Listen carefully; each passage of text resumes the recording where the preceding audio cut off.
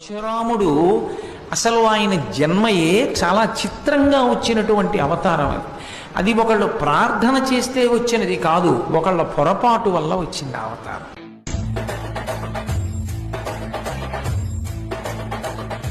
గాధి అని ఒక మహారాజు. ఆ గాధి అన్న మహారాజుకి ఒక కుమార్తె, ఒక్కతే కుమార్తె, ఆయనకి కొడుకులు లేరు. ఆమె పేరు సత్యవతి. ఆమె సుగుణాల రాశి. అందుకని ఆమెని వివాహం చేసుకోవాలి అని ఆ రోజుల్లో చాలామంది ప్రయత్నం చేశారు. అలా ప్రయత్నం చేసిన వాళ్ళల్లో భృగు యొక్క కుమారుడైనటువంటి రుచీకుడు కూడా ఉన్నాడు. గాధి మహారాజు గారి యొక్క కుమార్తె అయినటువంటి సత్యవతిని భృగు యొక్క కుమారుడైనటువంటి రుచీకుడు చేసుకోవాలనుకున్నాడు. రుచీకుడు వెళ్ళి గాధిని అడిగాడు, నీ కుమార్తెని నేను వివాహం చేసుకుంటాను అని అడిగాడు. అడిగితే గాధి అన్నాడు, మాకు వంశంలో ఒక ఆచారం ఉంది, మేము ఆడపిల్లని ఎవరికైనా ఇవ్వాలి అంటే కన్యాశుల్కం చెల్లించాలి.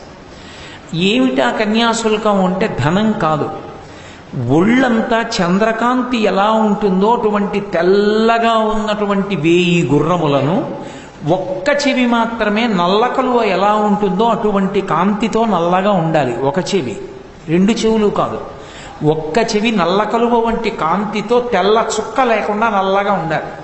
ఒంటి మీద ఎక్కడా చుక్క ఉండకూడదు, చంద్రకాంతిలా తెల్లగా ఉండాలి. అటువంటి గుర్రములను 1000 గుర్రములను తెచ్చి ఎవరిస్తాడో వాడికి మా పిల్లని ఇస్తూ ఉంటాం, నువ్వు తెచ్చి ఇవ్వగలిగితే నీకు ఇస్తానన్నాడు. భృగు యొక్క కుమారుడైనటువంటి రుచీకుడు బ్రాహ్మణుడి దగ్గర ఈ గుర్రాలు ఎక్కడి నుంచి ఉంటాయి, ఎక్కడికి వెళ్ళి యుద్ధాలు చేసి ఇప్పుడు పట్టుకొస్తాడు.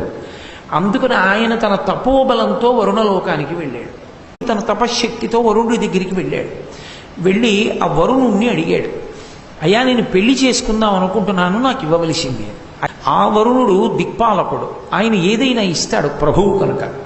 ఆ వరుణుణ్ణి అపేక్షించాడు రుచీకుడు. దగ్గరికి వెడితే వరుణుడు సంతోషించి, నీ వంటి బ్రాహ్మణుడు వివాహం చేసుకుంటానని నా దగ్గరికి వస్తే ఇవ్వడం నా ధర్మం, కాబట్టి 1000 గుర్రాలు ఇస్తాను, తీసుకెళ్ళాడు. కానీ ఇప్పుడు 1000 గుర్రాలు వరుణలోకం నుంచి ఇక్కడికి ఎలా వస్తాయి అన్నాడు. నా సంకల్ప శక్తి చేత, వరుణుడికున్న అధికారం దేని మీద, జలముల మీద, నేను జలముల ద్వారా పంపించేస్తాను, ఇవి జలంలో వచ్చేస్తాయి.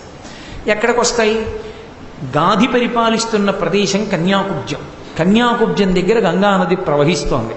నువ్వు వెళ్ళి గంగానది ఒడ్డున నిలబడి స్నానం చేసి నమస్కారం చేయి. ఆ గంగలోంచి 1000 గుర్రాలు బయటకు వస్తాయి, పట్టుకెళ్ళి గాధి మహారాజుకి ఇచ్చేయాలి. ఈ రుచీకుడు గంగానది కన్యాకుబ్జంలో అశ్వతీర్థంలో స్నానం చేశాడు. 1000 గుర్రాలు పైకి వచ్చాయి.